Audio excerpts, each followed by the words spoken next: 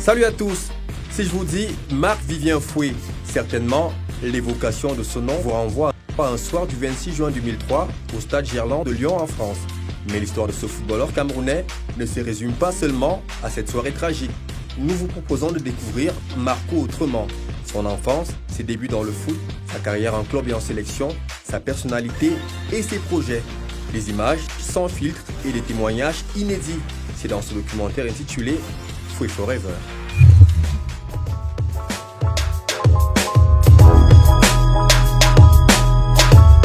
En juin 2003, la sélection nationale de football du Cameroun, alors au sommet de son art en Afrique, participe à la Coupe des Confédérations en France. Les Lions indomptables, vainqueurs successifs de la Coupe d'Afrique des Nations en 2000 et 2002, avec une équipe solide et des joueurs aguerris, passent aisément la phase de poule du tournoi. Grâce en partie à leur imposant médian, Marc-Vivien Foué, la tour de contrôle du milieu de terrain camerounais, l'homme clé de cette zone. Un beau bébé de plus d'1m90 aux allures de gladiateur, puissant, robuste et athlétique.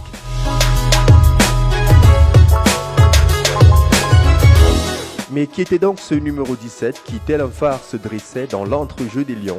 Pour comprendre, il faut retourner là où tout a commencé, où il fit ses premiers pas, dans son village, Nkolmeyan 1, situé en Kolafamba, une commune de la région du centre du Cameroun, dans le département de la Meufoué-Afamba. Bonjour. Merci de nous recevoir, le voir là. Bon, là on va aller au domicile familial.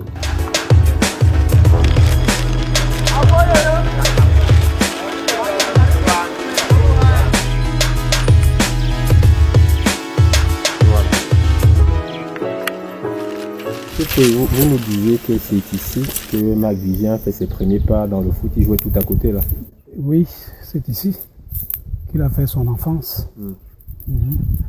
Pendant les grandes vacances, chaque fois qu'il y avait match inter-village, il était toujours le meilleur buteur. Le petit sac que vous voyez là. Il avait son petit nom, Eddie Blé. Eddie Blé, c'était un grand boxeur. Parce que Marco, depuis son enfance, aucun enfant de ce village n'a terrassé Marco.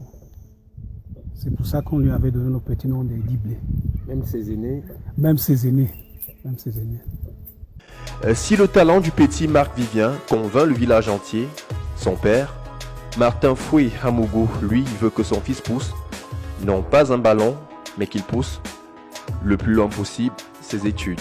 Son père n'a pas voulu qu'il joue au foot. C'est pour cela que son père l'a envoyé chez son oncle à Garoua.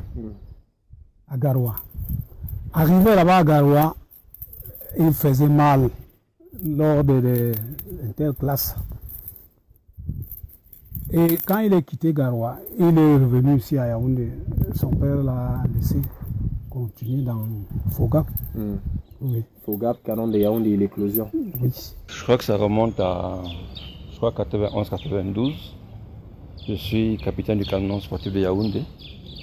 Et Mangan Guéné, l'entraîneur, me dit Jules, il y a un joueur là, il faut que tu ailles le chercher. Il est au Fogap, il est bon, il faut que tu ailles le chercher. Je dis à Mangan, mais je vais le chercher comment? Il me dit non, tu sais, nous quand on était joueurs, et moi-même capitaine, c'est nous les joueurs qui allions chercher les joueurs. Maintenant que tu es capitaine de canon, tu dois faire ce travail-là.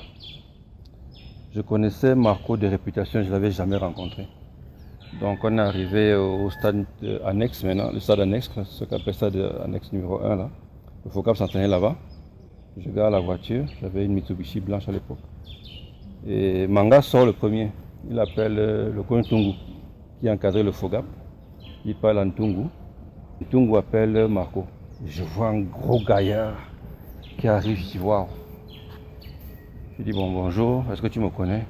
Et grand frère, je te connais, c'est toi Jules Dedi, capitaine du canon, blablabla. Et je crois que le gars, il est un peu surpris que le capitaine du canon vienne le voir en fait. Parce que c'est ça qu'il a vu, le capitaine du canon qui vient le voir à l'entraînement. Et je lui dis carrément, ok, nous sommes là pour toi. Le coach Manga a parlé au coach Tungu. On aimerait que tu rejoignes le canon. Et là, il me regarde, il regarde son coach Tungu. Grand frère, vraiment, moi, le canon, j'aimerais bien venir là-bas. Mais pour que j'y aille, il faut parler au coach, c'est déjà fait. Mais il faut aller voir le DT. Le DT, c'était Sadi. Donc, dès qu'on avait déjà eu l'accord de principe de Marco, on a fait ce qu'il fallait. On est parti voir le coach Sadi. Il dit, ok Jules, parce que c'est toi, parce que je te connais, je sais que tu as bien l'encadré. Ok, vous avez mon accord de principe pour prendre Marco. Foué va apprendre patiemment auprès des aînés et faire ses classes dans le championnat local en goûtant au derby cantonnaire. C'était un jeu vraiment dans le respect d'un grand match, dans le respect des joueurs qui se côtoyaient, qui se respectaient. Et je pense qu'à cette première mi-temps-là, Marco, selon les consignes qu'il avait reçues, il devait me suivre partout, quoi. Il ne vous lâche pas. Qu'il ne me lâche pas partout, il devait être derrière moi. Mais bon, je crois qu'il a fait cela pendant une mi-temps. Et en deuxième mi-temps, ça a été très difficile un peu pour lui. Parce que c'est à ce même moment-là que moi j'ai repris un peu du poids de la bête.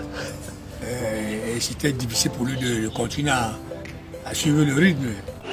J'ai acquis un peu d'expérience depuis la rencontre contre le Zimbabwe. Je crois que Roger Mila, c'est un exemple pour moi et j'apprends à barrer, c'est tout. Les échos de ces prestations vont traverser les frontières nationales. Après le Bakoum, Marc-Vivien Foué va déposer ses valises en France. Premier arrêt, Lens en Ligue 1. En l'espace de quelques mois passés dans l'Hexagone, le diamant brut va être poli. Lorsqu'il va maintenant en Europe et qu'il revient, il nous retrouve en stage en IET à l'époque. On avait un match, je crois, éliminatoire de Coupe du Monde, je crois, contre le Malawi, je ne sais plus quoi, à Douala. Et je retrouve un Marco totalement différent. Transformé. Le leadership naturel transparaît encore plus. Le gars est sûr de ce qu'il fait, il sait ce qu'il veut. Et nous, on était ses grands frères. Mais le gars s'impose à nous comme si c'est lui. C'est lui là. Il commence à devenir incontournable petit à petit. Je crois que c'est déjà la présence physique. Et cette approche qu'il avait avec les gens, il parlait toujours à voix basse, mais se faisait entendre.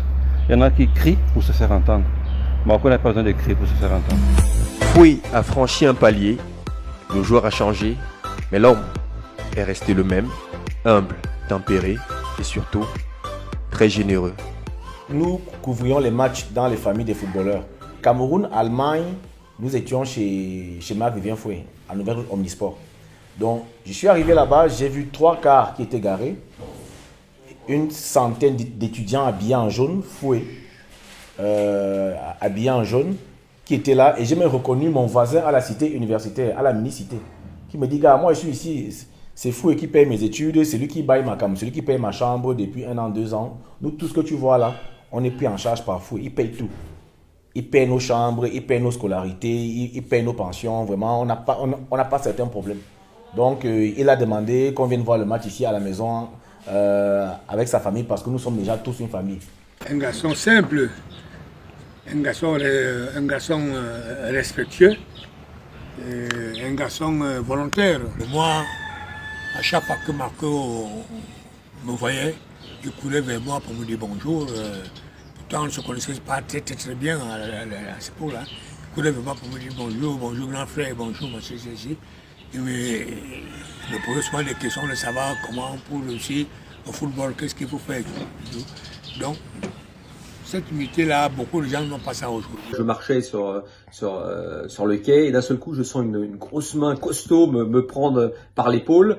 Et je me retourne, je dis mais qu'est-ce que c'est que ça? Je me retourne et c'était lui, et avec un grand sourire, et puis il avait rigolé, et il m'avait sorti 2-3 mots, et voilà, pour moi, j'ai toujours cette image qui me revient en mémoire, plus que tout autre, parce que c'est la dernière, et puis ça le représentait bien, c'est-à-dire quelqu'un de sympa, quelqu'un de convivial, même si c'est pas quelqu'un qui parlait énormément, et puis ce moment-là, c'était un moment d'une forme d'intimité. Il était un grand frère et un grand homme. Et il a marqué de son empreinte le football africain et aussi mondial. Marco s'occupait de toute la famille. Toute la grande famille. Toute la grande famille.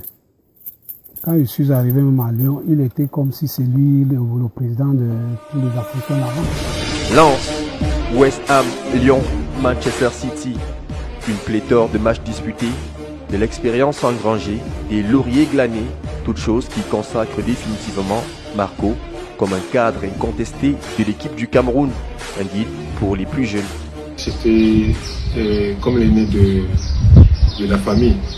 Il faut reconnaître qu'ils étaient deux en cette période, Patrick Mboma et lui, mais Patrick ne pouvant pas jouer la compétition. On avait le grand frère qui était Marco et qui ne parlait pas beaucoup, qui disait souvent pas grand-chose, mais à la fin avait le dernier mot. Il était toujours écouté comme un patriarche et il m'a beaucoup protégé, il m'a beaucoup aidé dans mon intégration. Marc Vivien Foé, ça a été le pilier pour moi, l'un des piliers de cette équipe du Cameroun du début des années 2000, vraiment celle qui avait dominé l'Afrique du football et qui aurait pu aller beaucoup plus loin, notamment en 2002 à mon sens. Mais c'était un peu le lien entre les générations, celui qui était capable, pas par des mots parce que c'était pas le plus grand communicant du groupe, mais celui qui était capable de donner l'exemple, de montrer exactement la voie à suivre, le joueur sur lequel on pouvait se reposer. Vous aviez quelques leaders charismatiques dans cette équipe et lui pour moi en faisait partie et c'était peut-être son départ était justement un moment aussi où s'est effiloché cette espèce de gouvernance interne au groupe où malheureusement les autres joueurs n'ont pas été capables de prendre sa succession car c'était vraiment quelqu'un d'assez énorme sur le plan personnel. C'est donc dans la peau de ses leaders et déterminés qu'il aborde le 26 juin 2003 la rencontre Cameroun-Colombie. Sa toute dernière, il quittera la pelouse avant le coup de sifflet final sur une civière inerte, les yeux révulsés, une image insoutenable. L'immense Marco venait d'être fauché par une attaque cardiaque.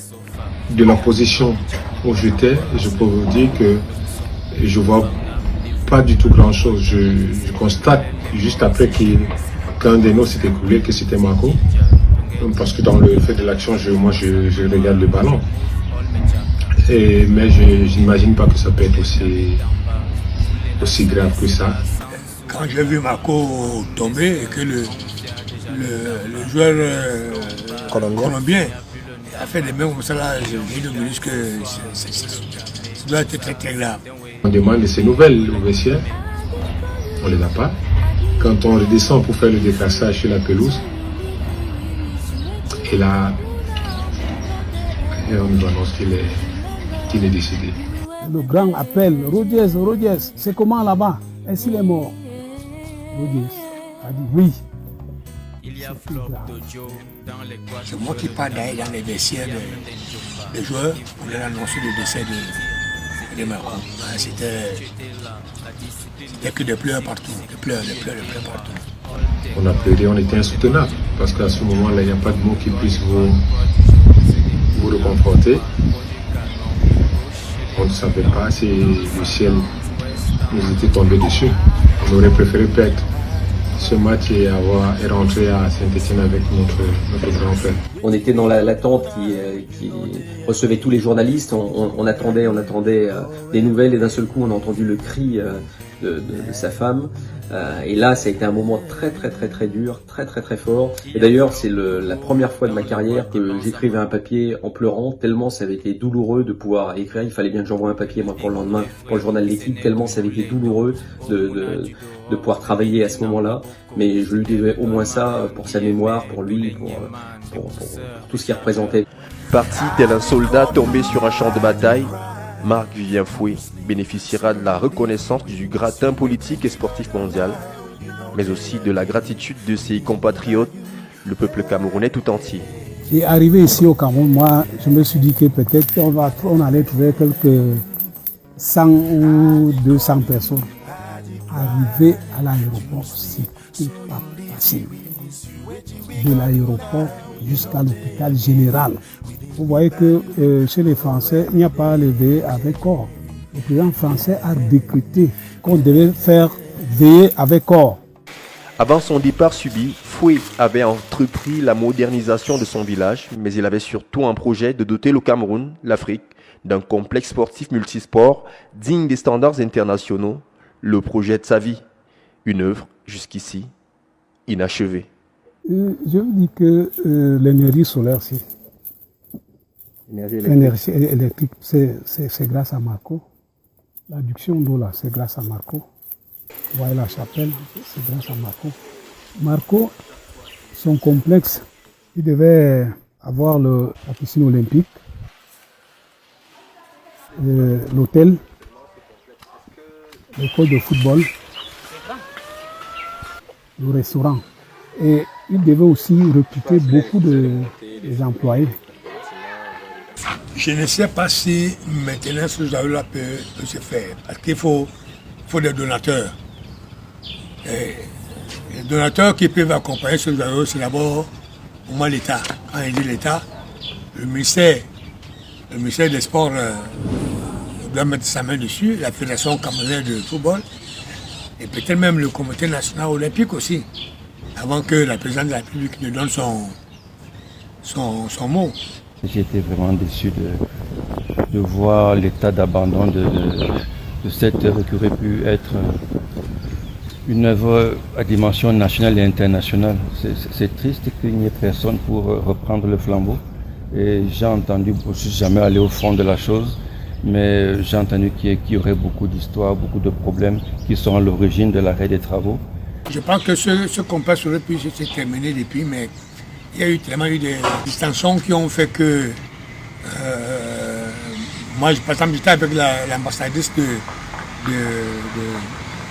d'Afrique du Sud qui était vraiment prêt à mettre tous les moyens pour que le complexe finisse. Bon, après, il m'a rappelé, et je crois une semaine après, pour me dire que bon, ça ne va pas parce que il ne sait pas à qui s'adresser, on lui demande de l'argent de gauche à droite et tout. Il a fait pour ce pays en tant que footballeur, ce qu'il a représenté et ce qu'il a voulu faire, la vision qu'il avait pour le Cameroun. Marco ne mérite pas ça. Je crois que cette œuvre se doit d'être perpétuée. Je ne sais pas qui va prendre le relais, qui doit prendre reprendre le flambeau. Mais je crois que Marco mérite beaucoup mieux que ça. J'espère que beaucoup à travers peut-être cette interview ou ces messages pourront révéler un peu la flamme de ce complexe. Marco est parti, mais même la poussière du temps n'effacera jamais des mémoires le souvenir d'un homme au grand cœur, un footballeur fort et généreux dans l'effort. Un lion ne meurt jamais, il dort. Enfin, je sais que tu es là. Continue à veiller sur moi. Sois mon guide comme tu l'as toujours été. Et n'hésite pas à tirer mes oreilles si je flanche et je dévie sur le chemin. Je te l'ai toujours dit, tu m'as marqué et je t'aimerai jusqu'à la fin de mes jours. Merci. Il est devenu une icône internationale. Il n'appartient même plus au Cameroun, il appartient au monde du football. Jeunesse en godasse, la joie d'un pays en détresse, marque bien forêt. Jamais ne meurt, jamais ne part. Toutes les mères du pays te pleurent comme un fils. Qui jamais ne meurt, jamais ne part. Juste un retour au pays des hommes.